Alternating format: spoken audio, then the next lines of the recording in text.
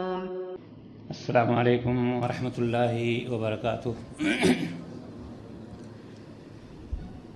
الحمد للہ رب العالمین والعاقبۃ للمتقین ولا عدوان الا علی الظالمین والصلاة والسلام علی اشرف الانبیاء والمرسلین نبینا محمد وعلی آلہ وصحبہ اجمعین، اما بعد۔ قال اللہ تعالی فی القرآن المجید والفرقان الحمید، اعوذ باللہ من الشیطان الرجیم، بسم اللہ الرحمن الرحیم، وما ارسلنا من قبلک من رسول الا نوحی الیہ انہ لا الہ الا انا فاعبدون۔ وقال النبی صلی اللہ علیہ وسلم قولوا لا الہ الا اللہ تفلحوا۔ تمام قسم کی حمد و ثنا، تعریف و توصیف، بڑائی اور بزرگی اس وحدہ لا شریک کے لیے جس نے ہم سب کو اس دار فانی میں پیدا فرمایا، اور اس کے بعد لاکھوں کروڑوں درود و سلام اس ذات مبارکہ مقدسہ اور مطہرہ پر جن کا نام نامی اسم گرامی جناب محمد رسول اللہ صلی اللہ علیہ وسلم ہے۔ محترم حضرات، اللہ تبارک و تعالی نے ہمارے اور آپ کے اوپر بے شمار احسانات کیے ہیں۔ اگر ہم ان نعمتوں کو، ان احسانات کو شمار کرنا چاہیں، گننا چاہیں تو ہم شمار نہیں کر سکتے ہیں۔ جہاں پر اللہ رب العزت نے ہمیں اور آپ کو اشرف المخلوقات بنایا ہے، امت محمدیہ صلی اللہ علیہ وسلم میں شامل فرمایا، یہ بھی بہت بڑا احسان اور اس کا کرم ہے۔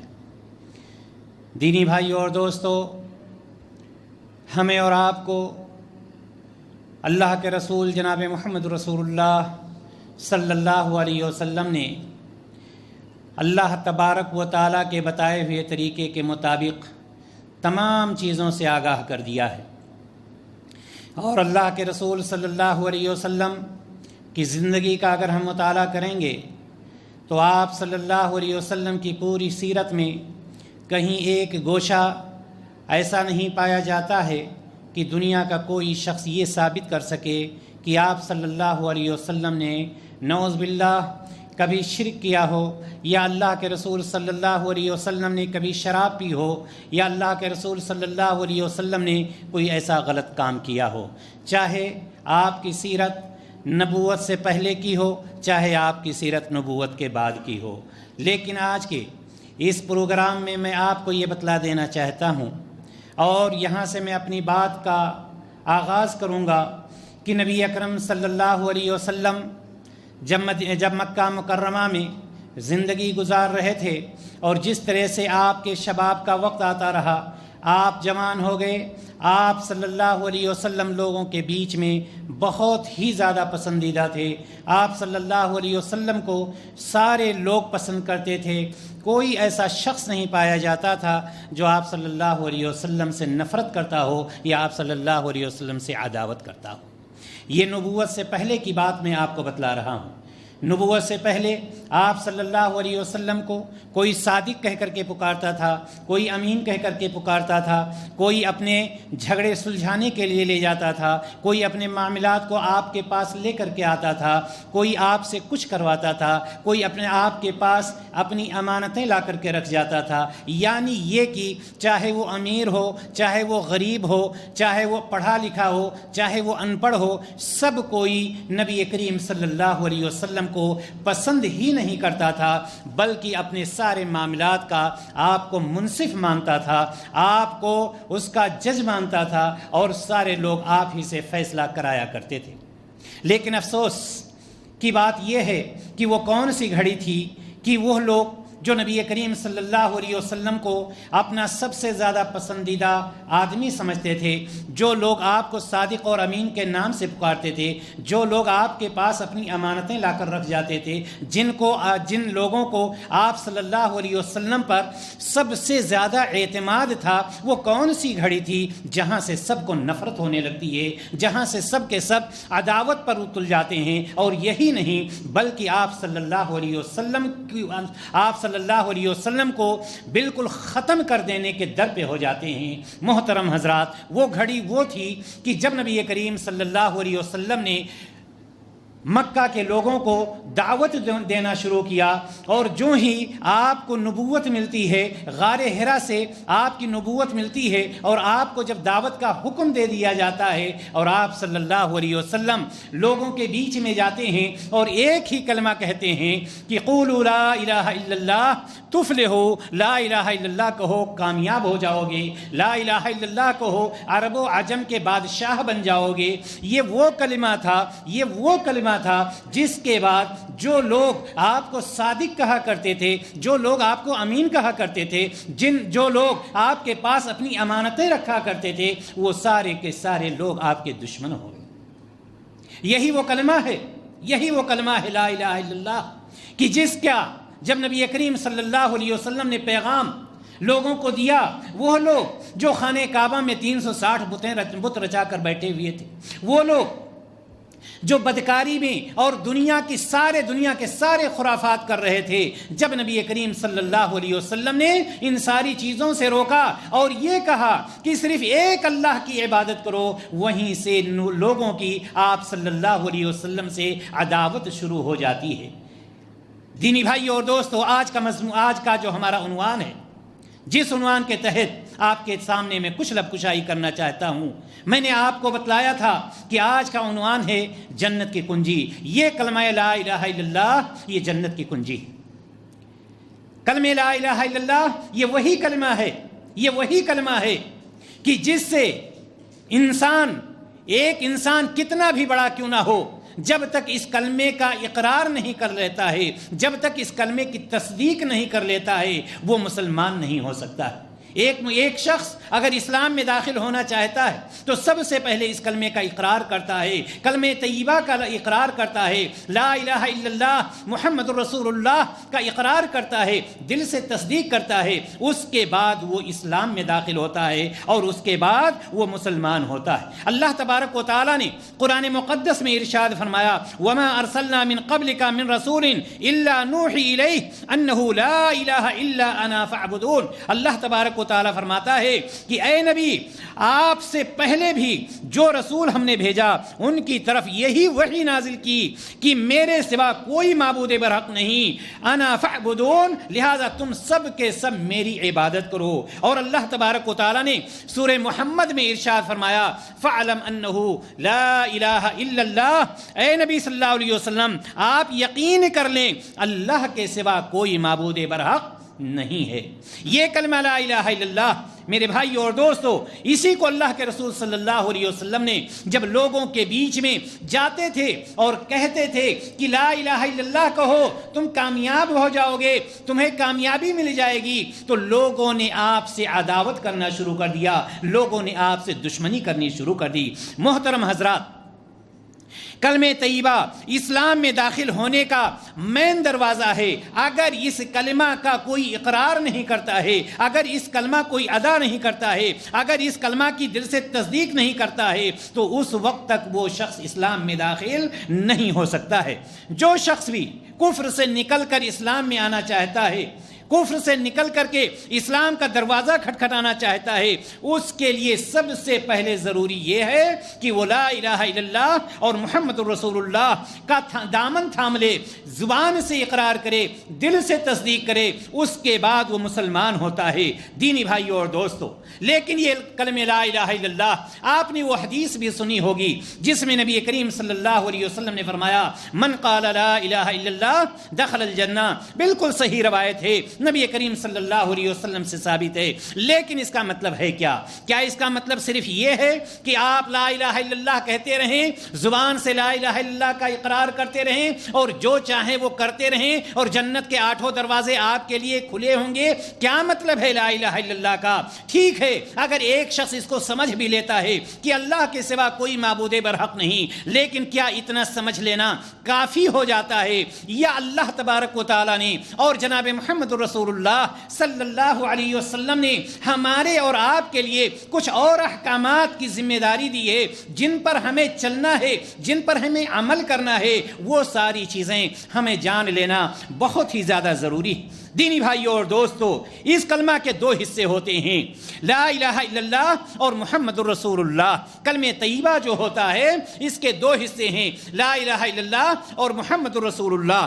لا الہ الا اللہ میں لا الہ الا اللہ یہ جو پہلا کلمہ ہے جس میں اللہ تبارک و تعالیٰ کی توحید کا بیان ہوتا ہے، لا الہ الا اللہ، اللہ کے سوا کوئی معبود برحق نہیں، اور محمد الرسول اللہ کا مطلب یہ ہوتا ہے کہ جس میں نبی کریم صلی اللہ علیہ وسلم کی رسالت اور نبوت کا بیان ہوتا ہے۔ آج ہم اس کلمہ کے پہلے حصے پر اس مجلس میں انشاءاللہ تعالی آپ کے سامنے بات کرنے کی ہم کوشش کریں گے۔ دینی بھائیوں اور دوستو، لا الہ الا اللہ یہ 4 الفاظ ہوئے۔ کتنے ہوئے؟ لا الہ الا اللہ میں یہ 4 الفاظ ہوئے، یعنی یہ کہ پوری یہ 4 الفاظ اگرچہ ہیں لیکن پورے دین کی ترجمانی اس 4 الفاظ میں اللہ تبارک و تعالیٰ نے یا شریعت اسلامیہ میں نے اس میں پرو دیا ہے، اس میں بٹھا دیا ہے۔ صرف 4 الفاظ، کیا؟ لا الہ الا اللہ، لا الہ الا اللہ۔ معنی کیا ہوا؟ اللہ کے سوا کوئی معبود برحق نہیں ہے۔ اس کلمہ کے اصلی معنی اور مفہوم سے لوگ واقف اگر ہو جائیں، لا الہ الا اللہ آج کل یہ کلمہ فیشن بن چکا ہے، ایک نان مسلم بھی لا الہ الا اللہ محمد رسول اللہ ماشاء اللہ سبحان اللہ کہتا پھرتا ہے، اسی طرح سے عام مسلمان بھی اس کو صرف فیشن میں ادا کر جاتے ہیں، اس کا مفہوم ہی نہیں سمجھ پاتے کہ لا الہ الا اللہ کا مطلب ہے کیا۔ آئیے آج کے اس مختصر سے وقت میں اس کلمہ کو آپ کے سامنے اس کی وضاحت کرنے کی کوشش کروں گا کہ لا الہ الا اللہ کا جو کلمہ ہے یہ کن چیزوں پر دلالت کرتا ہے اور کون سی چیزوں کا ہم سے اور آپ سے تقاضا کرتا ہے۔ محترم حضرات، میں بتلا یہ رہا تھا کہ اگر یہ کلمہ لا الہ الا اللہ ہے، اگر اس کے معنی اور مفہوم کو لوگ سمجھ جائیں تو اللہ تبارک و تعالیٰ پر جن کا پورا یقین نہیں ہوتا ہے، جن کو کامل یقین نہیں ہوتا ہے، ان کے سارے اشکالات، ان کی ساری پریشانیاں دور ہو جائیں گی اور اللہ تبارک و تعالیٰ پر وہ بالکل یقین کر لیں گے اور اللہ تبارک و تعالیٰ پر ایمان لے آئیں گے۔ لا الہ الا اللہ جنت کی یہ کنجی ہے، لا الہ الا اللہ یہ جنت کی کنجی ہے، لیکن سوال یہ ہے کہ یہ کنجی ہمیں ملے گی کب، یہ کنجی کام کب کرے گی؟ ان دونوں پہلوؤں کو ہمیں جاننے کی بہت ہی زیادہ ضروری۔ محترم حضرات، اگر ہم نے یہ مان لیا کہ لا الہ الا اللہ جنت کی کنجی ہے، لا الہ الا اللہ جنت کی کنجی ہے، اور آپ یہ جانتے ہیں کہ یہ کنجی جو ہوتی ہے اس میں کچھ دندانے ہوتے ہیں، کچھ دانت ہوتے ہیں، اور وہ دانت جب تک نہیں ہوں گے کوئی بھی کنجی کام نہیں کر سکتی ہے۔ یہی مسئلہ ہے لا الہ الا اللہ کا کہ صرف لا الہ الا اللہ کہہ دینے سے کام نہیں بن سکتا ہے جب تک لا الہ الا اللہ کے تقاضوں کو ہم پورا نہیں کرتے ہیں۔ لا الہ الا اللہ جو ہم سے طلب کر رہا ہے اس کو جب تک ہم پورا نہیں کریں گے ہماری یہ کنجی کام نہیں کر سکتی ہے۔ اور یہاں پر ایک بات اور جانتے چلیں کہ جہاں تک کنجی اور دانت کی بات ہوتی ہے، آپ یہ جانتے ہیں کہ ہر کنجی میں جو بنی ہوتی ہے کوئی نہ کوئی دانت ہوتا ہے اس میں، لیکن کیا کوئی بھی کنجی کسی تالے میں لگا سکتے ہیں؟ ظاہر سی بات ہے نہیں۔ معلوم یہ ہوا کہ دانت کا ہونا ہی ضروری نہیں ہے بلکہ دانت کا اس تالے کے مطابق ہونا ضروری ہے۔ جب تک کنجی کے وہ دانت، وہ دندانے اس تالے کے مطابق نہیں ہوں گے وہ تالا نہیں کھل سکتا ہے۔ میرے کہنے کا مطلب یہ ہے کہ اگر ہم کوئی بھی عبادت کرتے ہیں وہ عبادت جناب محمد محمد رسول اللہ صلی اللہ علیہ وسلم کے بتائے ہوئے طریقے کے مطابق نہیں ہے تو عبادت قبول نہیں ہو سکتی ہے. یعنی خالی عبادت کر لینا یہ کافی نہیں ہے. جس طرح سے کنجی میں خالی دانت کا ہونا کافی نہیں ہے, خالی دندانوں کا ہونا کافی نہیں ہے, بلکہ ان دندانوں کا اس تالے کے مطابق ہونا ضروری ہے. اسی طرح سے ہماری اور آپ کی عبادت کا معاملہ ہے کہ ہماری اور آپ کی عبادتیں جب اللہ کے رسول جناب محمد رسول اللہ صلی اللہ علیہ وسلم کے بتائے ہوئے طریقے کے مطابق ہوں گی تب وہ عبادت ہماری اور آپ کی قبول ہو سکتی ہے. میرے بھائی اور دوستو, یہاں پر 4 الفاظ آئے, لا الہ الا اللہ. لا کے معنی آپ جانتے ہیں کہ نہیں, اور الہ کے معنی معبود, یہ بھی آپ جانتے ہیں. عربی میں الہ کے معنی کیا کہتے ہیں؟ معبود. کوئی بھی کتاب آپ دیکھیں گے, ڈکشنری دیکھیں گے, کہیں پر ترجمہ دیکھیں گے, الہ کا معنی ہوتا ہے معبود. اب معبود کا لفظ اردو میں بھی استعمال ہے, فارسی میں بھی استعمال ہے. اگر ہم یہ دیکھیں کہ معبود کس کو کہتے ہیں تو معبود کے معنی ہوتے ہیں جس کی عبادت کی جائے. معبود کے کیا معنی ہوتے ہیں؟ جس کی عبادت کی جائے. تو معلوم یہ ہوا کہ اللہ کے علاوہ جس کی عبادت کی جائے وہ کون ہے؟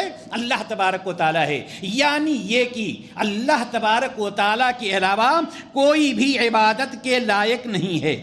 عبادت کا مفہوم اب یہاں پر تو ہم نے یہ سمجھ لیا کہ لا الہ الا اللہ کا معنی یہ ہوا کہ اللہ کے سوا کوئی معبود برحق نہیں, یا دوسرے لفظوں میں ہم یہ کہیں گے کہ اللہ کے سوا کوئی عبادت کے لائق نہیں. الہ کے معنی معبود, اور معبود کے معنی جس کی عبادت کی جائے. عبادت, الہ کے معنی معبود, معبود کے معنی جس کی عبادت کی جائے. عبادت کا مفہوم ہمیں سمجھنے کی ضرورت ہے جو الہ سے آیا ہے. معبود جس کی عبادت کی جائے, اور عبادت اگر کوئی شخص آپ سے کہتا ہے کہ عبداللہ بہت زیادہ عبادت گزار ہے تو اس کا مفہوم ہم اور آپ کیا سمجھتے ہیں؟ اس کا مفہوم ہم یہ سمجھتے ہیں, ہمارے ذہن میں یہ بات آتی ہے کہ عبداللہ 5 وقتہ نمازیں تو پڑھتا ہی ہے, نفلی نمازوں کا بھی زیادہ اہتمام کرتا ہے, تہجد کی نماز پڑھتا ہے, دیگر نفلی نمازوں کو وہ پڑھتا ہے. ہمارے اور آپ کے ذہن میں ڈائریکٹ یہی بات جاتی ہے کہ عبادت کا مطلب ہوتا ہے, عبادت کا مطلب نماز, اور عبادت گزار اگر ہم زیادہ سمجھتے ہیں کسی کو تو ہم یہ سمجھتے ہیں کہ بہت زیادہ نفلی نمازیں, تہجد گزار ہے, جس کو ہم اور آپ عابد بھی کہتے ہیں. عابد کے لیے بھی یہ لفظ استعمال کر لیتے ہیں. حالانکہ میں نے آپ کو یہ بتلایا کہ عبادت کا لفظ صرف اتنے ہی کے لیے خاص نہیں کہ ہم صرف یہ سمجھ لیں کہ ایک شخص بہت بڑا عبادت گزار ہے, یعنی بہت بڑا نمازی ہے, 5 وقتہ نمازیں تو پڑھتا ہی ہے, نفلی نمازیں بھی پڑھتا ہے, تہجد کی نماز بھی, اشراق کی نماز بھی, اور یہ ساری, بس ہم یہ سمجھ لیتے ہیں کہ عبادت کا مفہوم یہیں تک محدود ہو کر کے رہ گیا ہے. جبکہ میرے بھائی اور دوستو, اگر لا الہ الا اللہ کا مفہوم ہمیں سمجھنا ہے تو اس لفظ کو اور وسیع کرنا ہوگا جس طرح سے کتاب و سنت سے ثابت ہے. قرآن و حدیث میں عبادت کا مفہوم یہیں تک محدود نہیں, بلکہ میں آپ کو یہ بتلانا چاہتا ہوں کہ نماز پڑھنے والے کو یقیناً عبادت گزار کہا جائے گا, اس میں کوئی شک نہیں ہے. لیکن اسی طرح سے جو روزے کی پابندی کرتا ہے, چاہے وہ روزہ رمضان کا ہو, چاہے وہ روزے نفلی ہوں, یعنی پیر اور خمیس کے روزے ہوں, یا ایام 20 کے روزے ہوں, عرفہ کا روزہ ہو, عاشورہ کا روزہ ہو, یہ روزے کا اگر کوئی اہتمام کرتا ہے تو وہ بھی عبادت گزار ہوتا ہے, اس کو بھی عبادت گزار کہا جائے گا. اسی طرح سے اگر کوئی شخص رات کی تنہائیوں میں اٹھ کر کے اللہ تبارک و تعالیٰ سے روتا ہے اور گڑگڑاتا ہے, اور اس کا یہ عقیدہ ہوتا ہے کہ اس وقت اللہ تبارک و تعالیٰ آسمان دنیا پر ہے, وہ بھی عبادت گزار ہی ہوتا ہے. اسی طرح سے اگر کسی کسی شخص کا یہ عقیدہ ہے کہ اللہ کے سوا کوئی بھی مدد کرنے والا نہیں ہے، کسی سے اگر مانگا جائے گا تو اللہ تبارک و تعالیٰ کی ذات ہے، اگر کوئی یہ عقیدہ رکھتا ہے وہ بھی عبادت گزار ہے۔ اسی طرح سے اگر کوئی شخص اپنی عبادت کے لیے یہ سمجھتا ہے، اس کا یہ عقیدہ ہے کہ اللہ تعالیٰ کے علاوہ کوئی عبادت کا مستحق نہیں ہے، تو وہ شخص بھی عبادت گزاروں میں شمار کیا جائے گا۔ اسی طرح سے اگر کوئی شخص یہ جانتا ہے کہ اولاد دینے والی ذات اگر کوئی ہے تو صرف اور صرف اللہ تبارک و تعالیٰ کی ہے، اگر کسی کا یہ عقیدہ ہے کہ شفا اگر کوئی ذات دے سکتی ہے تو اللہ تبارک و تعالیٰ کی ذات دے سکتی ہے، اگر کوئی یہ جانتا ہے کہ مصیبت میں اگر کوئی ذات کام آنے والی ہے تو اللہ تبارک و تعالیٰ کی ذات ہے، اگر کوئی یہ جانتا ہے کہ ہمارا خالق اور مالک کوئی ہے، محی اور مدبر کوئی ہے، ممید کوئی ہے، تو اللہ تبارک و تعالیٰ کی ذات ہے، یہ بھی عبادت گزار میں شامل ہے۔ اسی طرح سے اگر کوئی یہ پکارتا ہے اور پکارتا ہے تو صرف اللہ تبارک و تعالیٰ کو پکارتا ہے، نظر مانگتا ہے تو اس کا عقیدہ ہے کہ اللہ تعالیٰ کے علاوہ کسی کی نظر نہیں مانی جائے گی۔ اگر وہ شخص روزہ رکھتا ہے، نفلی روزے رکھتا ہے تو اس کا یہ عقیدہ ہے کہ اللہ کے علاوہ یہ عبادت ہے، کسی اور کی طرف موڑا نہیں جا سکتا ہے، تو یہ سارے کے سارے لوگ عبادت گزار میں ہیں۔ ان سارے لوگوں کو عبادت گزار میں شمار کیا جائے گا۔ معلوم یہ ہوا کہ لا الہ الا اللہ کا مطلب صرف اتنا نہیں ہوا کہ ایک شخص یہ سمجھ لے کہ اللہ کے سوا کوئی معبود برحق نہیں، یعنی صرف نماز اللہ کے لیے، روزہ کسی اور کے لیے، نظر کسی اور کے لیے، زکوٰۃ کسی اور کے لیے، یہ ساری چیزیں کسی اور کے لیے جب ہو جاتی ہیں تو اس نے لا الہ الا اللہ کا مفہوم سمجھا ہی نہیں۔ میرے بھائی اور دوست، جو نبی کریم صلی اللہ علیہ وسلم نے فرمایا کہ من قال لا الہ الا اللہ دخل الجنہ، اس کا مفہوم یہ ہے، یہ نہیں کہ ہم کچھ بھی کرتے رہیں، زبان سے لا الہ الا اللہ صرف کہتے رہیں اور جنت کے 8 دروازے ہمارے لیے کھلے ملیں گے، اس کا مفہوم یہ نہیں ہے، بلکہ توحید کا مطلب یہ ہوا کہ معبود صرف ایک ہے، اس کا کوئی شریک نہیں، اور وہ کون ہے؟ وہ اللہ تبارک و تعالیٰ کی ذات۔ لا الہ الا اللہ، اللہ کے سوا کوئی معبود برحق نہیں۔ معبود صرف نماز پڑھنے ہی کو نہیں کہا جاتا ہے۔ اگر ہم قربانی کرتے ہیں، قربانی عبادت ہے یا نہیں عبادت؟ نظر عبادت، نظر ماننا عبادت ہے یا نہیں عبادت ہے؟ سجدہ اور طواف، رکوع اور قیام، یہ عبادت ہے یا نہیں ہے؟ اگر ہم نے اس کو غیر اللہ کی طرف موڑ دیا ہے تو کیا ہم نے لا الہ الا اللہ پر عمل کیا ہے؟ اور کیا ہم پھر یہ کہہ سکتے ہیں کہ من قال لا الہ الا اللہ دخل الجنہ؟ چونکہ ہم لا الہ الا اللہ کہنے والے ہیں، ہماری زبان سے لا الہ الا اللہ ادا ہو رہا ہے، لہٰذا ہم جنت میں چلے جائیں گے اور جنت کے دروازے ہمارے لیے کھلے ہوں گے۔ میرے بھائی اور دوستو، معلوم یہ ہوا کہ لا الہ الا اللہ کا مفہوم بہت وسیع ہے۔ لا الہ الا اللہ کا مفہوم، اور اسی لیے نبی کریم صلی اللہ علیہ وسلم نے جب مشرکین مکہ سے کہا تھا کہ قولوا لا الہ الا اللہ تفلحوا، تم لا الہ الا اللہ کہو کامیاب ہو جاؤ گے، تو دشمنی انہوں نے کیوں اختیار کر لی تھی؟ کیا پریشانی آ گئی تھی؟ جی ہاں، پریشانی یہ آئی تھی، انہوں نے نبی کریم صلی اللہ علیہ وسلم کی بات کو سمجھ لیا تھا کہ اگر آج ہم نے اس کلمے کا اعتراف کر لیا کہ اللہ کے سوا کوئی معبود برحق نہیں، تو ہمیں خانہ کعبہ سے 360 بتوں سے ہاتھ دھونا پڑے گا۔ اگر ہم نے یہ مان لیا کہ اللہ کے سوا کوئی معبود برحق نہیں، تو جن کو ہم مانتے ہیں اللہ اور اپنے بیچ میں، ان سارے لوگوں کو ہمیں چھوڑنا ہوگا، ان سارے بتوں سے ہمیں ہاتھ دھونا پڑے گا۔ ان لوگوں نے یہ جان لیا تھا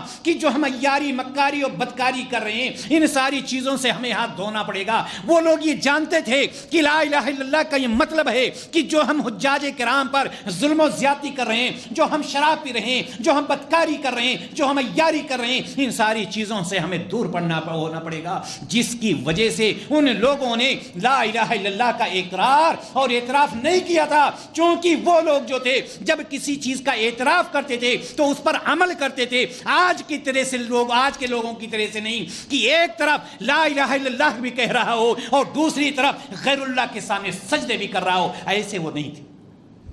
میرے بھائی اور دوست، کہنے کا مطلب یہ ہے کہ لا الہ الا اللہ یقیناً جنت کی کنجی ہے، لیکن یہ جنت کی کنجی اس وقت ملے گی اور جب مل بھی گئی تو اس وقت کام کرے گی جب ہم نے لا الہ الا اللہ کے تقاضوں کو پورا کیا ہوگا۔ اللہ تبارک و تعالیٰ نے اسی عبادت کے بارے میں جب ہم نے آپ کو یہ بتلایا کہ عبادت کا مفہوم بہت وسیع ہے، چاہے اس کا تعلق قربانی سے ہو، چاہے اس کا تعلق نظر سے ہو، چاہے دیگر چیزوں سے ہو، سب عبادت میں شامل ہے، تو یہ ساری چیزیں کب تک کرنی ہیں، اس پر عمل ہمیں اور آپ کو کب تک کرنا ہے؟ خود قرآن مقدس اعلان کر رہا ہے وَاعْبُدْ رَبَّكَ حَتَّى يَأْتِيَكَ الْيَقِينُ، اپنے رب کی عبادت کرتے رہو یہاں تک کہ تمہیں موت آ جائے، یعنی یہ کہ جب تک تمہیں موت نہیں آتی ہے تمہارا یہ عقیدہ ہونا چاہیے دنیا میں کوئی شخص بھی مصیبتوں سے نجات دینے والا نہیں، دنیا میں کوئی بھی ذات اولاد دینے والی نہیں، دنیا میں کوئی بھی ذات عزت اور ذلت کی مالک نہیں ہے، ان ساری چیزوں کا جو مالک ہے وہ صرف اور صرف اللہ تبارک و تعالیٰ کی ذات ہے۔ وَاعْبُدْ رَبَّكَ حَتَّى يَأْتِيَكَ الْيَقِينُ، یہ صرف نماز پڑھنے کے لیے نہیں کہا جا رہا ہے کہ نماز پڑھتے رہو یہاں تک کہ موت آ جائے، مطلب یہ نہیں ہے، مطلب یہ ہے کہ ساری چیزوں میں آپ کا عقیدہ وہی ہونا چاہیے کہ اللہ کے سوا کوئی بھی نہیں اور اس میں اللہ تبارک و تعالیٰ کا کوئی شریک بھی نہیں۔ میرے بھائی اور دوستو، میں بتلا یہ رہا ہوں وَاعْبُدْ رَبَّكَ حَتَّى يَأْتِيَكَ الْيَقِينُ کہ اپنے رب کی عبادت کرتے رہو، صرف نماز نہیں، چاہے اس کا تعلق روزے سے ہو یا اس کا تعلق عقیدے سے ہو۔ کیا مطلب؟ یعنی آپ کا یہ عقیدہ ہو کہ اس ساری جہان کو پیدا کرنے والا، مارنے والا، جلانے والا، روزی دینے والا، اولاد ان ساری چیزوں میں موت تک آپ کا یہی عقیدہ ہونا چاہیے کہ صرف اللہ تبارک و تعالیٰ مالک۔ ہم نے کیا سمجھ رکھا ہے کہ صرف یہ کہا جا رہا ہے آخری وقت تک ہم نماز پڑھتے رہیں اور کبڈی چاہے جہاں کھیلتے رہیں، چاہے جس کا دروازہ کھٹکھٹاتے رہیں، چاہے جس چوکھٹ پہ اپنے سر کو جھکاتے رہیں، نہیں۔ وَاعْبُدْ رَبَّكَ حَتَّى يَأْتِيَكَ الْيَقِينُ کا مطلب یہ ہے کہ ساری چیزوں میں ہمارا عقیدہ صحیح ہونا چاہیے، اور اسی لیے اللہ تبارک و تعالیٰ نے ہمیں اور آپ کو دوسری جگہ پر فرمایا أَنِ اعْبُدُوا اللَّهَ وَاتَّقُوهُ وَأَطِيعُونِ، اللہ ہی کی عبادت کرو، اسی سے ڈرو اور اسی کی اطاعت کرو۔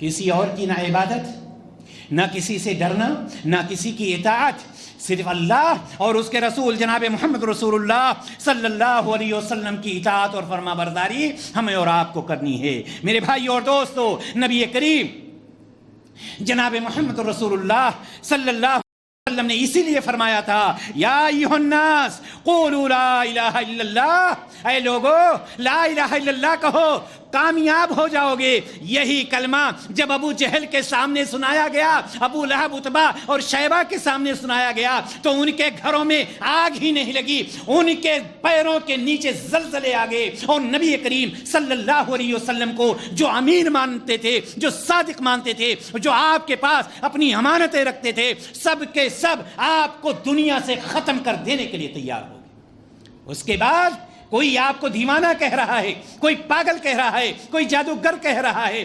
کوئی کوڑے اور کرکٹ ڈال رہا ہے، اور کوئی آپ کے گردن مبارک پر اونٹ کی اوجھڑیاں ڈال رہا ہے، کوئی طائف میں مار مار کے بے ہوش کر دے رہا ہے، کوئی دوسری وجہ نہیں تھی، صرف وجہ یہ تھی قولوا لا الہ الا اللہ، کہو اللہ کے سوا کوئی معبود برحق نہیں۔ اگر تمہیں اولاد طلب کرنا ہوگا اللہ کی طرف جاؤ گے، عزت طلب کرنی ہوگی اللہ کی طرف جاؤ گے، شفا یابی چاہیے اللہ کی طرف جاؤ گے، کچھ بھی تمہیں مانگنا ہے صرف اور صرف اللہ تعالیٰ کی طرف جاؤ۔ یہی وجہ تھی کہ سارے کے سارے لوگ آپ کے مخالف ہو گئے اور آپ کے دشمن ہو گئے۔ اللہ تبارک و تعالیٰ نے قرآن مقدس میں سورہ انعام میں فرمایا قل انما هو الہ واحد، اے نبی صلی اللہ علیہ وسلم آپ کہہ دیجئے بس وہ ایک ہی معبود ہے، اس کے سوا کوئی معبود برحق نہیں ہے۔ میرے بھائی اور دوستو، لہذا ہمیں اور آپ کو یہ یقین رکھنا چاہیے کہ جتنے بھی انبیاء آئے سبوں نے کس بات کی دعوت دی؟ اسی بات کی دعوت دی کہ ایک اللہ کی عبادت کرو، ایک اللہ کی عبادت کرو۔ وَلَقَدْ بَعَثْنَا فِي كُلِّ أُمَّةٍ رَسُولًا أَنِ اعْبُدُوا اللَّهَ وَاجْتَنِبُوا الطَّاغُوتَ، ہم نے ہر امت میں رسول بھیجا۔ مقصد کیا تھا؟ مقصد یہ تھا کہ ان اعبدوا اللہ، اللہ کی عبادت کرنے کا حکم دو، جا کر کے بتلاؤ اپنی امت سے کہ اللہ کی عبادت کریں اور طواغیت سے اور معبودان باطلہ سے بچیں، ان سے اجتناب کریں، ان سے دور رہیں۔ سارے نبیوں کو یہی حکم دیا گیا، یعنی اللہ کے سوا کوئی معبود نہیں، اللہ کے سوا کوئی مسجود نہیں، اللہ کے سوا کوئی خالق نہیں، اللہ کے سوا کوئی مالک نہیں، اللہ کے سوا کوئی مشکل کشا نہیں، اللہ کے سوا کوئی حاجت روا نہیں، اللہ کے سوا کوئی داتا نہیں، اور اللہ کے سوا کوئی رزاق نہیں۔ صرف اور صرف ان ساری چیزوں پر اگر کوئی ذات ملکیت رکھتی ہے، بادشاہت رکھتی ہے، تو وہ ذات ہے صرف اور صرف اللہ تبارک و تعالیٰ کی۔ میرے بھائی اور دوستو، اس بات کو بھی یاد رکھنا، چاہے ہماری عبادت قولی ہو، چاہے ہماری عبادت بدنی ہو، چاہے ہماری عبادت مالی ہو، تینوں عبادتوں میں سے کوئی بھی عبادت ہو، ساری عبادتوں کو ہم کس کی طرف لوٹائیں گے؟ اللہ تبارک و تعالیٰ کی۔ یہی مطلب ہے لا الہ الا اللہ کا، یہ مطلب ہے لا الہ الا اللہ کا۔ قولی عبادت کیا ہے؟ قولی عبادت ذکر و اذکار کرنا، قرآن کی تلاوت کرنا، اللہ سبحان اللہ، الحمدللہ، اللہ اکبر، یہ قولی عبادت میں ہے۔ یہ صرف اور صرف اللہ تبارک و تعالیٰ کو پکارا جائے گا، کسی اور ذات کو نہیں۔ اسی طرح سے اگر مالی عبادت ہے، مالی عبادت ہے، صدقہ و خیرات کرنا ہے، نظر کرنا ہے، نظر ماننا ہے، کس کے نام مانیں گے؟ اللہ تبارک و تعالیٰ کے نام سے۔ بدنی عبادت ہے، آپ کو نماز پڑھنی ہے، طواف کرنا ہے، سجدہ کرنا ہے، رکوع کرنا ہے، کس کے لیے کریں گے؟ صرف اور صرف اللہ تبارک و تعالیٰ کے لیے۔ معلوم یہ ہوا کہ چاہے وہ عبادت ہماری قولی ہو، چاہے مالی ہو یا بدنی ہو، ساری عبادتوں کا مستحق صرف اور صرف اللہ تبارک و تعالیٰ کی ذات ہے، اس کے علاوہ کوئی بھی ذات عبادت کی مستحق نہیں ہے۔ میرے بھائی اور دوستو، جنت کی کنجی اگر ہم حاصل کرنا چاہتے ہیں، اگر ہم یہ چاہتے ہیں کہ جنت کی کنجی ہمیں مل جائے، اگر ہم یہ چاہتے ہیں کہ جنت کا راستہ ہمارا آسان ہو جائے، تو اس کے لیے ہمیں اس کلمہ طیبہ پر، یعنی لا الہ الا اللہ پر کامل یقین کرنا ہوگا، اور زبان سے اور دل سے اس کلمہ کے تقاضوں کو پورا کرنا ہوگا۔ اگر ہم یہ چاہتے ہیں جنت کی کنجی ملنے کا یہی شرط ہے کہ ہم اس کلمے پر پورا یقین کر لیں، عزم مصمم کر لیں، پورا یقین کامل کر لیں، اور یہ کلمہ جن چیزوں پر دلالت کرتا ہے، جن چیزوں کا یہ تقاضا کرتا ہے، ان تقاضوں کو ہم پورا کریں۔ اللہ تبارک و تعالی نے ارشاد فرمایا، انما المؤمنون الذین آمنوا باللہ ورسولہ ثم لم یرتابوا۔ سورہ حجرات میں اللہ تبارک و تعالی نے فرمایا کہ مومن مرد وہ ہیں جو اللہ تبارک و تعالی، جو اللہ اور اس کے رسول پر ایمان لائیں، پھر اس میں شک و شبہ نہ کریں۔ یعنی یہ نہیں کہ اللہ ہے، نہیں ہے، ایسا ہے، ویسا ہے، جس طرح سے ہندوؤں کا مذہب ہوتا ہے، اس طرح سے شک و شبہ کی گنجائش نہیں ہونی چاہیے۔ میرے بھائی اور دوستو، معلوم یہ ہوا کہ جنت کی کنجی اگر ہم حاصل کرنا چاہتے ہیں تو ہمارے لیے ضروری ہے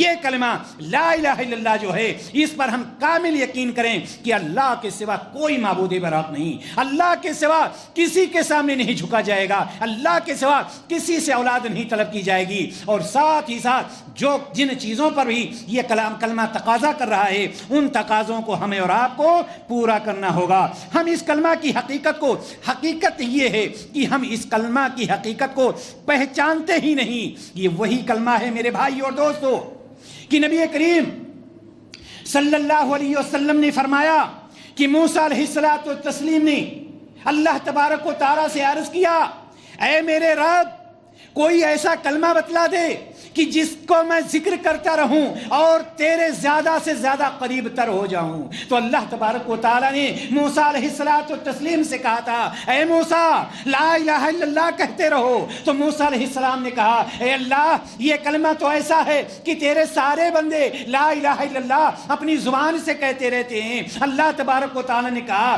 اے موسیٰ، یہ تم کہتے ہو کہ یہ سارے لوگ اس کلمہ کو پڑھ رہے ہیں۔ اللہ تبارک و تعالیٰ نے فرمایا کہ اے موسیٰ، اگر آسمان اور مجھے چھوڑ کر آسمان کی ساری مخلوق اور زمین اور ساری مخلوق کو ایک پلڑا میں رکھ دیا جائے اور لا الہ الا اللہ دوسرے پلڑا میں رکھ دیا جائے، تو لا الہ الا اللہ کا پلڑا بھاری ہو جائے گا۔ میرے بھائی اور دوستو، یہ وہ کلمہ ہے، لیکن زبانی دعویٰ صرف نہیں، لا الہ الا اللہ ایک غیر مسلم بھی کہتا رہتا ہے.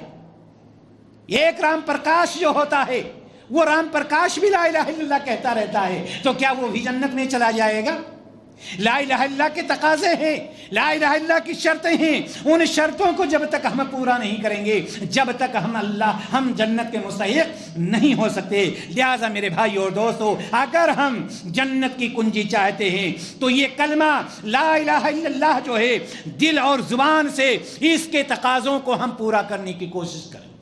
جس طرح سے ہم زبان سے کہتے ہیں لا الہ الا اللہ, ایسا نہ ہو کہ زبان سے تو ہم ادا کر رہے ہوں, دل میں 360 بت رچائے بیٹھے ہوں. ایسا نہ ہو کہ لا الہ الا اللہ تو کہہ رہے ہوں, زبان سے تو کہہ دیا اللہ کے سوا کوئی معبود برحق نہیں, لیکن جب اولاد طلب کرنا ہو کسی غیر اللہ کے پاس چلا گیا. ایسا نہ ہو کہ لا الہ الا اللہ تو ہم کہہ رہے ہیں لیکن سجدہ کرنا ہو تو کسی اور چوکھٹ پر ہم پہنچ جائیں. نہیں, دل اور زبان سے دونوں سے ہمیں اس کی تصدیق کرنی پڑے گی, اس کا اقرار کرنا پڑے گا. تب اللہ تبارک و تعالی ہمارے اور آپ کے ہاتھ میں جنت کی کنجی تھمائے گا. چونکہ اللہ تبارک و تعالی نے قرآن مقدس میں فرمایا ہے انہم کانوا اذا قیل لهم لا الہ الا اللہ یستکبرون. یہ وہ لوگ ہیں کہ جب ان سے کہا جاتا ہے کہ اللہ کے سوا کوئی معبود نہیں تو یہ سرکشی کرتے ہیں. کون لوگ؟ وہی لوگ جنہوں نے نبی کریم صلی اللہ علیہ وسلم کو بخشا نہیں تھا, جنہوں نے جب نبی کریم صلی اللہ علیہ وسلم نے ایک اللہ کی دعوت دی تھی تو سارے کے سارے لوگ دشمنی پر اتر آئے تھے. اور یہ کیا کہتے تھے؟ یہ وہی لوگ ہیں جنہوں نے جناب محمد رسول اللہ صلی اللہ علیہ وسلم کو پاگل اور دیوانہ اور مجنون کہا تھا. قرآن شاہد اس بات پر. ان لوگوں نے کہا وَيَقُولُونَ أَإِنَّ لَنَا تَارِكُ آلِهَتِنَا لِشَاعِرٍ مَجْنُونٍ. ان لوگوں نے کیا کہا کہ ایک شاعر اور مجنون اور پاگل دیوانے کی بات پر کیا ہم اپنے معبودوں کو چھوڑ دیں گے؟ ان لوگوں نے یہ تہمت لگائی تھی کہ یہ شاعر ہے. کب شاعر ہو گئے؟ اس وقت شاعر ہوئے جب آپ نے کہا لا الہ الا اللہ, اللہ کے سوا کوئی معبود برحق. میرے بھائی اور دوست, لہٰذا آپ یاد رکھیں کہ اگر ہم یہ چاہتے ہیں کہ جنت کی کنجی مل جائے, اگر ہم چاہتے ہیں کہ جنت میں جگہ مل جائے, اگر ہم چاہتے ہیں میرا رب مجھ سے راضی ہو جائے, تو لا الہ الا اللہ جن چیزوں کا تقاضا کر رہا ہے ان تقاضوں کو پورا کرنا ہوگا. ساتھ ساتھ جب ہم اقرار کرتے ہیں, دل سے تصدیق کرتے ہیں, تو ساتھ ہی ساتھ اس پر عمل پیرا بھی ہونا ہوگا. تب ہمیں لا الہ الا اللہ کا ماننے والا شمار کیا جائے گا. لیکن یہاں پر ایک سوال پیدا ہوتا ہے کہ مشرکین, چاہے اس زمانے کے مشرکین ہوں چاہے اس زمانے کے مشرکین ہوں, اختلاف کہاں ہوتا ہے؟ لا الہ الا اللہ یہ 4 ہی الفاظ تو ہیں. لا الہ الا اللہ کتنے الفاظ ہوئے؟ صرف 4. یاد رکھیے گا, پہلے ہی میں اختلاف ہوتا ہے. لا الہ یہیں پر اختلاف ہوا, الا اللہ میں اختلاف نہیں. اس کا مطلب سمجھ رہے ہیں؟ لا الہ میں اختلاف ہے, الا اللہ میں اختلاف نہیں ہے. وہ کیسے؟ میں آپ کو بتلاتا ہوں. وہ اس طرح سے, اگر آپ کہیں کہ اللہ تبارک و تعالیٰ ہی پیدا کرتا ہے تو اللہ تبارک و تعالیٰ نے پیدا کیا, اللہ تبارک و تعالیٰ نے زمین بنائی, ہاں اس میں کوئی اختلاف نہیں. اللہ تبارک و تعالیٰ نے مصیبتیں دور کر دی, کوئی اختلاف نہیں. اگر آپ یہ کہیں اللہ تعالیٰ شفا دیتا ہے, کوئی اختلاف نہیں. اللہ تعالیٰ اولاد دیتا ہے, کوئی اختلاف نہیں. اللہ تبارک و تعالیٰ روزی دیتا ہے, کوئی اختلاف نہیں. اگر اختلاف نہیں تو اختلاف ہے کہاں؟ اگر اختلاف نہیں ہے, اگر ایک شخص کہتا ہے اللہ تبارک و تعالیٰ نے زمین آسمان بنایا, کوئی اختلاف نہیں پایا جاتا ہے. ایک شخص کہتا ہے مارنے والا اللہ تبارک و تعالیٰ, کوئی اختلاف نہیں. اولاد دینے والا اللہ تعالیٰ, کوئی اختلاف نہیں. تو پھر اختلاف ہے کہاں؟ الا اللہ میں اختلاف نہیں. لا الہ میں کیسے؟ اگر کوئی یہ کہتا ہے کہ اللہ کے سوا کوئی اولاد دینے والا نہیں, یہاں پر اختلاف ہو جاتا ہے. اللہ کے سوا یعنی یہ کہتے ہیں کہ اللہ تو دینے والا ہے, اللہ تو دینے والا ہے, لیکن اس کے سوا بھی ہیں, اس کے علاوہ بھی ہیں. یعنی یہ کہنا چاہتے ہیں. مشرکین مکہ کیا کرتے تھے؟ مشرکین مکہ نے کبھی یہ نہیں کہا تھا کہ اللہ تبارک و تعالیٰ کے علاوہ کوئی پیدا کرتا ہے, بلکہ وہ یہ کہتے تھے کہ اللہ تبارک و تعالیٰ کے پاس یہ سفارشی ہوتے ہیں. اللہ تبارک و تعالیٰ ہماری سنتا نہیں ہے, اور اللہ تبارک و تعالیٰ ہمارے بتوں کی باتوں کو رد نہیں کرتا. یہ ان کا ماننا تھا، جس کی وجہ سے انہوں نے ایک سفارشی بنا رکھا تھا، ایک وسیلہ بنا رکھا تھا، بزرگوں کو بنا رکھا تھا، اولیاء بنا رکھا تھا۔ لہٰذا ان کا کیا عقیدہ تھا؟ یعنی یہ کہ ہم گنہگار ہیں، اللہ تعالیٰ ہماری سنے گا نہیں، اور یہ چونکہ بزرگ ہیں اللہ تعالیٰ ان کی باتوں کو رد نہیں کرے گا۔ معلوم یہ ہوا کہ یہ مانو کہ اللہ تعالیٰ تو پیدا کرنے والا ہے، لیکن یہ بھی مانو کہ اللہ کے علاوہ بھی پیدا کرنے والے ہیں، اور یہی شرک ہے۔ میرے بھائی اور دوستو، بات سمجھ میں آئی نہیں ہے؟ معلوم یہ ہوا کہ یہ نہیں ماننا ہے۔ یاد رکھیے گا، اللہ کا کوئی شریک نہیں ہے، اللہ تعالیٰ کا کوئی ثانی نہیں ہے۔ اللہ تبارک و تعالیٰ کے علاوہ جس طرح سے ہمارا یہ عقیدہ ہے کہ کوئی پیدا کرنے والا نہیں، اسی طرح سے ہمارا یہ بھی عقیدہ ہے کہ پیدا کرنے میں کوئی شریک بھی نہیں، اور یہ بھی عقیدہ ہے کہ اللہ تبارک و تعالیٰ سب کی سنتا ہے، سیدھی سنتا ہے، ڈائریکٹ سنتا ہے۔ یہ بھی ہمارا عقیدہ ہے۔ ہمیں کسی واسطے کی ضرورت نہیں ہے، ہمیں کسی واسطے کی ضرورت نہیں ہے۔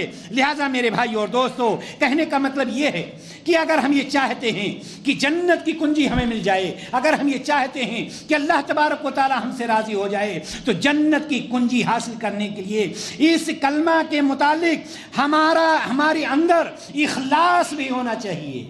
اور جب اخلاص ہے، کیا اخلاص کسے کہتے ہیں؟ اخلاص کا مطلب رضا الہی۔ اخلاص جہاں آ جائے گا، شرک وہاں سے راہ فرار اختیار کر لے گا۔ اخلاص ہو اور شرک بھی ہو، یہ تو بات ایسی ہی ہے کہ لائٹ بھی جل رہی ہو، تاریکی بھی ہو۔ جہاں اخلاص ہوگا شرک نہیں، اور جہاں سنت ہوگی بدعت نہیں۔ لہذا ہمیشہ یاد رکھیے، اس کلمہ طیبہ کے متعلق ہمارے اندر اخلاص ہونا چاہیے، دکھاوا نہیں ہونا چاہیے۔ لا الہ الا اللہ کہتے رہو، جمعہ کی نماز پڑھتے رہو، بچے بڑے ہو رہے ہیں، شادی بیاہ کرنا ہے، اگر ہم نے جمعہ کی نماز بھی نہیں پڑھی، ہمارے بچوں کی شادی نہیں لگے گی، ہم معاشرے میں بدنام ہو جائیں گے۔ اگر یہی چکر ہے تو دنیا میں تو نام کما لو گے، لیکن جہنم میں سب سے بڑا مقام ملے گا۔ کیوں؟ اس لیے کہ اللہ تبارک و تعالیٰ دکھاوے کو پسند نہیں کرتا ہے، اللہ تبارک و تعالیٰ ریاکاری کو پسند نہیں کرتا۔ اللہ تبارک و تعالیٰ نے قرآن مقدس میں ارشاد فرمایا ہے، وَمَا أُمِرُوا إِلَّا لِيَعْبُدُوا اللَّهَ مُخْلِصِينَ لَهُ الدِّينَ۔ انہیں اس کے سوا کوئی حکم نہیں دیا گیا کہ صرف اللہ کی عبادت کریں، اس کے علاوہ اسی کے لیے دین کو خالص کر دیں، اس کے علاوہ ان کو کوئی حکم نہیں دیا گیا۔ میرے بھائی اور دوست، اللہ کے رسول جناب محمد رسول اللہ صلی اللہ علیہ وسلم نے فرمایا، ان اللہ حرم علی النار من قال لا الہ الا اللہ یبتغی بذلک وجہ اللہ، رواہ مسلم۔ یہ نبی کریم صلی اللہ علیہ وسلم کی حدیث ہے کہ اللہ تبارک و تعالی نے جہنم کی آگ پر ایسے انسان کو حرام کر دیا ہے جس نے اللہ تعالی کی رضا حاصل کرنے کے لیے لا الہ الا اللہ کہا ہوگا۔ لہٰذا لا الہ الا اللہ یہ کلمہ وہ ہے جس کے معنی اور مفہوم کو ہمیں سمجھنا بھی ہے، اور اس وقت جب ہم معنی اور مفہوم سمجھ لیں گے، اس وقت ہم یہ دعویٰ کر سکتے ہیں، من قال لا الہ الا اللہ دخل الجنہ۔ اس وقت یہ مطلب واضح ہو جائے گا، یعنی زبان سے اقرار کرنے کے ساتھ ساتھ دل میں اس کے مطابق یقین بھی رکھے اور اس کے تقاضوں کے مطابق عمل بھی کرے۔ زبان سے اقرار بھی کرے، دل سے یقین بھی کرے، اس کے تقاضوں کے مطابق عمل بھی کرے، تب جا کر کے ہم لا الہ الا اللہ کہنے والے اور موحد بنیں گے۔ ورنہ یاد رکھیے گا اگر کوئی شخص لا الہ الا اللہ کا اقرار کر رہا ہے اور قرآن مقدس کے صرف آیت نہیں، صرف ایک حرف کا انکار کر دیتا ہے، ایک حرف، لفظ کی بات نہیں کر رہا ہوں، عقیدتاً اگر کوئی شخص قرآن مقدس کے ایک حرف کا انکار کر دیتا ہے، لا الہ الا اللہ کتنا بھی کہتا رہے، تو یاد رکھیے گا وہ اسلام سے خارج ہو جائے گا، وہ کافر ہو جائے گا۔ لہٰذا میرے بھائی اور دوستو، جنت کی کنجی اگر ہمیں حاصل کرنی ہے تو ہم یہ بھی یاد رکھیں کہ جہاں پر ہم اللہ تبارک و تعالیٰ کی عبادت کریں، جہاں پر ہمارا یہ عقیدہ ہو کہ ساری عبادتیں خاص اللہ تعالیٰ کے لیے، وہاں پر ہمارا یہ بھی عقیدہ ہو کہ غیر اللہ کی عبادت کرنا شرک ہے، کفر ہے، یہ غلط چیز ہے۔ یہ عقیدہ رکھنا بھی ضروری ہے، چونکہ اللہ تبارک و تعالیٰ نے ہمیں اور آپ کو یہ فرما دیا ہے وَلَقَدْ بَعَثْنَا فِي كُلِّ أُمَّةٍ رَسُولًا أَنِ اعْبُدُوا اللَّهَ وَاجْتَنِبُوا الطَّاغُوتَ۔ سارے نبیوں کو امتوں نے اسی لیے بھیجا گیا کہ ایک طرف اللہ کی عبادت کا حکم دے اور دوسری بات طواغیت، یعنی ہر وہ اللہ کے علاوہ جس کی بھی عبادت کی جاتی ہے اس کو کیا کہا جاتا ہے؟ طاغوت کہا جاتا ہے۔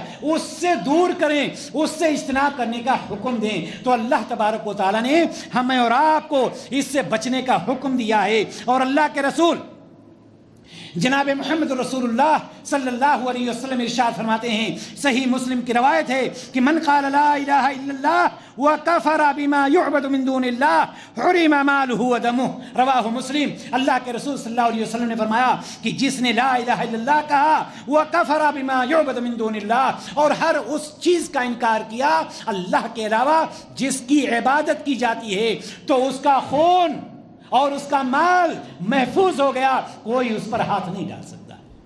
میرے بھائی اور دوست، خلاصہ کلام یہ ہے، خلاصہ کلام یہ ہے میرے بھائی اور دوستو کہ اللہ تبارک و تعالیٰ نے جب ہمیں اتنی بڑی نعمت سے نوازا ہے، امت محمدیہ میں شامل فرمایا ہے، جب اس نے ہمیں یہ نعمت عطا کی ہے تو ہم غلط عقیدے کی شکار نہ ہوں۔ لا الہ الا اللہ کا مفہوم سمجھے، لا الہ الا اللہ کا مفہوم صرف نماز تک محدود نہیں ہے، بلکہ لا الہ الا اللہ کا مطلب یہ ہے کہ ہم ہر چیز میں یہ سمجھیں کہ یہ ساری چیزیں عبادت میں شامل ہیں، اور ساری عبادتوں کے لیے اللہ تبارک و تعالیٰ نے فرمایا ہے وَاعْبُدْ رَبَّكَ حَتَّى يَأْتِيَكَ الْيَقِينُ، کہ اپنے رب کی عبادت اس وقت تک کرتے رہو، چاہے اس کا تعلق قربانی سے ہو، چاہے اس کا تعلق نظر سے ہو، چاہے اس کا تعلق اللہ تعالیٰ سے عقیدہ رکھنے کا ہو، چاہے اس کا تعلق طواف اور سجدے سے ہو، چاہے نماز سے ہو، کسی چیز سے بھی ہو، کب تک؟ جب تک موت نہ آ جائے اس وقت تک ہمارا یہ عقیدہ ہو کہ یہ ساری چیزیں خاص ہیں صرف اور صرف کس کے لیے؟ اللہ تبارک و تعالیٰ کے لیے۔ اللہ تبارک و تعالیٰ سے ہم یہ دعا کرتے ہیں الہ العالمین ہم سب کو نیک عمل کرنے کی توفیق عطا فرما، الہ العالمین ہمیں صحیح عقیدے کے مطابق زندگی گزارنے کی توفیق عطا فرما، الہ العالمین ہمارے وہ تمام بھائی جو شرک و بدعات میں ڈوبے ہوئے ہیں ان کو شرک و بدعات سے نکال دے اور ان کے پہلے کی گناہوں کو معاف فرما دے، الہ العالمین ہمیں جناب محمد رسول اللہ صلی اللہ علیہ وسلم کے بتائے ہوئے طریقے کے مطابق زندگی گزارنے کی توفیق عطا فرما، الہ العالمین جب ہمارا خاتمہ ہو تو اسلام پر ہو اور ہماری زبان پر کلمہ لا الہ الا اللہ محمد رسول اللہ صلی اللہ علیہ وسلم ہو۔ وآخر دعوانا ان الحمد للہ رب العالمین۔ السلام علیکم ورحمۃ اللہ وبرکاتہ۔